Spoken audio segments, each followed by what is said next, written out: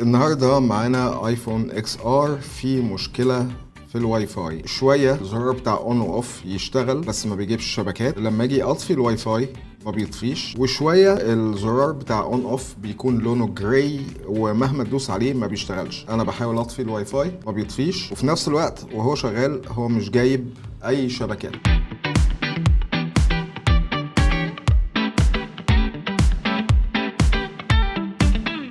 دي هي القطعة اللي مسؤولة عن الواي فاي والبلوتوث، وبنسبة كبيرة العيب منها.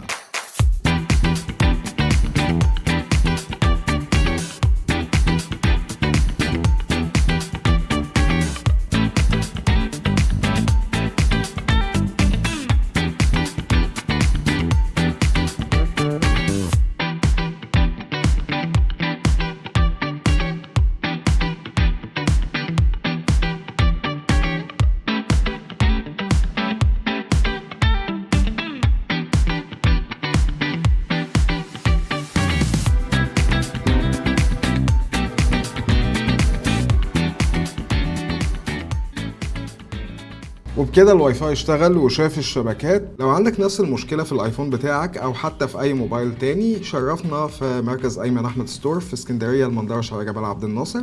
سلام.